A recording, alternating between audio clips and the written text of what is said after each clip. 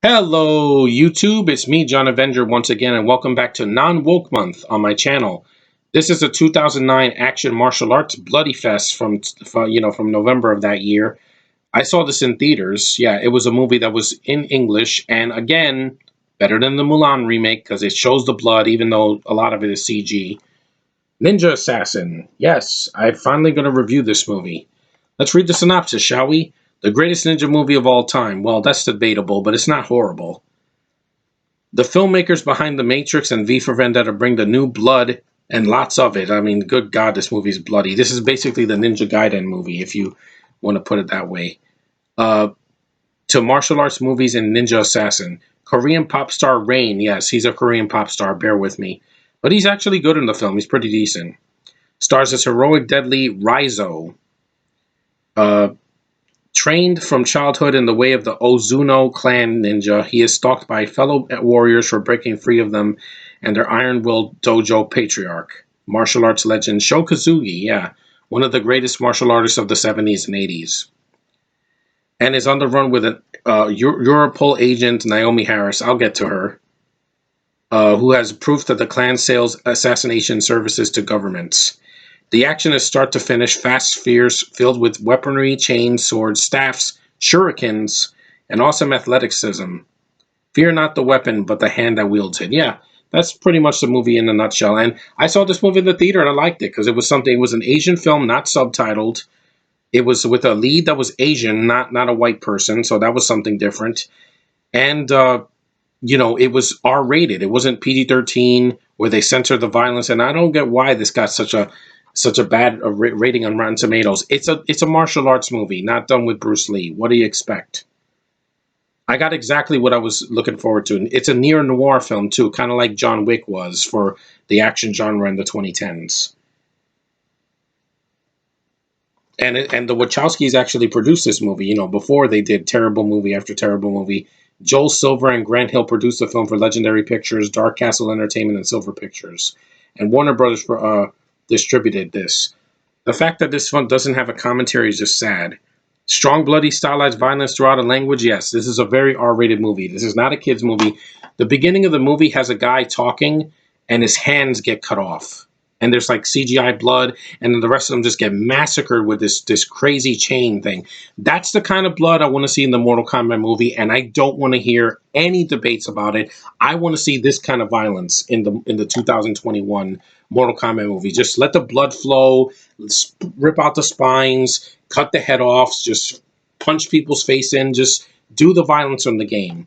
See this movie and take notes. You don't have to use as much CG blood, but it doesn't bother me that much because I'm like, it's a movie, guys. The violence is so bloody and crazy, it becomes like cartoonish after a while. But the director was Australian.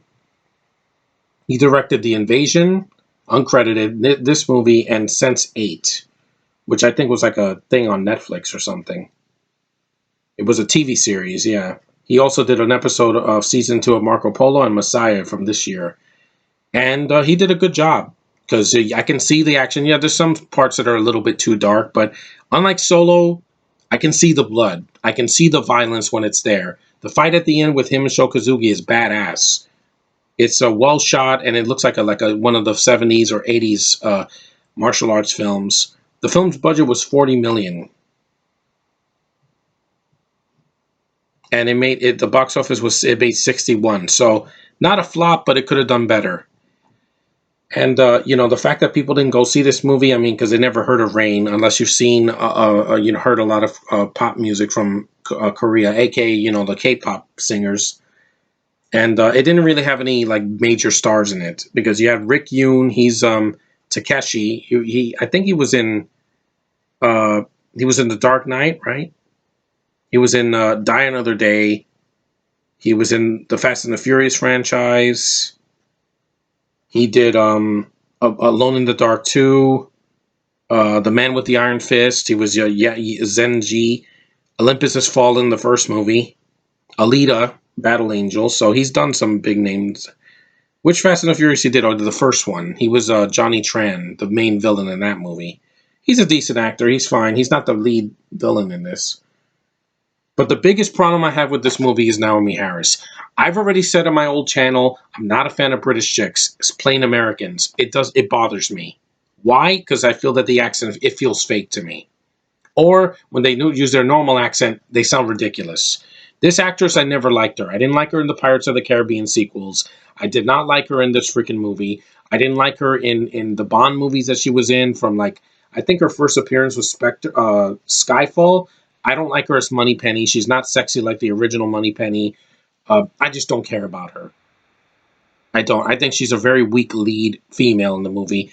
And as Mika Coretti, you're not Italian. Oh, I also didn't like her in Rampage. I'm sorry. Just cast somebody American or Canadian, or just get somebody that fits the role. Mika Coretti, Erin Moriarty could have played this if she was old enough. I mean, she was a teenager when this came out, so she was too young. But I'm just saying, get a better lead. Rain is fine. He's capable. He's just there to kick ass, not say much, and be the main character. He works.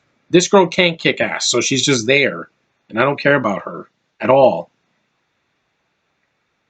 The film got mixed reviews. They praised the revival of the martial arts genre. Yeah, because thanks to this movie, we got The Raid and The Raid 2. So, and we also got Beyond Skyline and a bunch of other films where they incorporate martial artists into films that actually and can also act as well.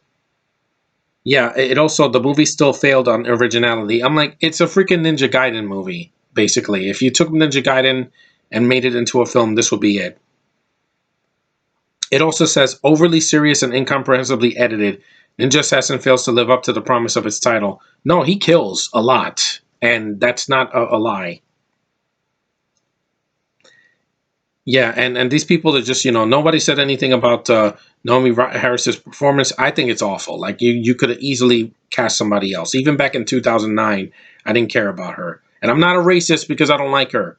I have my taste. My favorite kind of women are Asian, white, and black women from either Canada or from the US. Sometimes from Africa, that's fine. But from the UK, they bother the shit out of me. I'm sorry. There's nothing, nowhere else I can put it. I don't know what to say anymore because they're like in everything. I mean, Artemis Fowl, the new Star Wars movies, and freaking Star Trek, and in the Bond movies, and I'm like, do we need them? No, we don't. They don't need to be in everything, guys. Give someone else a chance. Get a black woman from Europe or something. That would be different. Or Ethiopia. Someplace different. Use your head, Hollywood. Naomi Harris has never been a good actress. I've never liked her in anything I've seen her in. She's basically if you took Rosario Dawson and you sucked all credibility out of her. The other cast members are fine, like Sho Kazooie, Sung Kang is in the movie. He was awful in that movie with a bullet to the head, but here he's fine. At least this also had a mostly Asian cast. So again, suck it. It's a woke version of Mulan. You know why I say that? Because you're not ballsy enough to put blood and violence in your freaking movie. You have a PG-13 rating, and you don't use it. You show a slash here and a cut there. Wow. Oh, it's a Disney movie. They're not going to show blood. The MCU has had blood since Iron Man. So there's no excuse. They put some of the X-Men movies on Disney Plus. One day Disney Plus is going to have a bunch of bloody R-rated films in an adult section on Disney Plus, where you need a code to get in, like a parental lock or whatever. Again, you can't hide violence from children. They're going to find it anyway. I mean, they play their video game systems, and they have freaking bloody action in it all the time with Grand Theft Auto or whatever, or Mortal Kombat. So yeah, this movie should have done a lot better. The violence is not the reason it bombed. It's not, or didn't do as well as it could have. And also coming out in November, the same month as Twilight, New Moon didn't help either. But I still like the film for what it is. It's fast paced. It's short. It's only 99 minutes. But like I said, I had problems. Some of it is a little dark in the beginning, and I don't like Naomi Harris. She's the worst actor in the movie. And I don't know why you need a Brit in a freaking martial arts film. Just why? There were no Brits in Enter the Dragon, or the Last Dragon, or freaking the original Karate Kid movie. Why? You don't need it. It feels forced, especially in the past 10 years. Good God, everywhere I went, we have a Sherlock Holmes with a female lead. That's a girl. That's a freaking British. Now we have a freaking We're gonna have you know, whatchamacallit, we have a black British lady in freaking the next Bond movie, and then here over and here and here. It's too much, guys. It's too much, and that hasn't changed on this channel. I still don't care for these Brits being in everything. They just don't do it for me. Female Brits, I'm gonna reiterate that, because male Brits I could take them or leave them. But when I'm attracted to females and I don't see a British chick that I don't like, it's just not. It's going to take me out of the experience. Trust me on that one. See my old streams and on my playlist, and you'll see exactly what I mean. They just take me out of it. And this movie's not woke. As an Asian lead, and they never have to trash America or trash other countries. No, it is what it is. It's a martial arts movie with a lot of blood, violence, and chaos. And that's what I wanted to see in the theater. So I got my wish. And while it's not for everybody, it is for me. I didn't need a 2.5 hour martial arts movie that's way too long. And a pussified one, a war movie from Disney, where they can do better if they show the blood. Stop making Disney act like there's never been blood in a Disney movie. Disney had blood in lots of movies back in the day. Even Pirates of the Caribbean had it, and they have like slashing someone's hand. Again, you don't have to pussify it. You don't. Or keep it in the dark like Solo, where I can't see anything. At least this movie, I can see a lot more. And it's R-rated, so you get to see all the blood and the mayhem. Again, Mortal Kombat movie 2021, please be like this. Just have a better cast, which I saw the cast list. It is better than freaking Naomi Harris. You don't have her in that movie, thankfully. Just, I don't care about her, guys. I'm sorry. Not a racist. I like people of all colors, all other nationalities, all walks of life. But if you don't appeal to me and you can't act, I'm going to shut you down. But anyway, if you haven't seen this movie, watch it. It's worth at least one watch. It's not The Raid, but it's better than half of the movies that have come out this year that were in theaters, like The Grudge and all that. Yeah, it's better than that. So I give it a thumbs up, at least for the action and the plot and the main character. At least they entertained me. Anyway, thanks for watching. Take care, and I'll see you guys in the next video.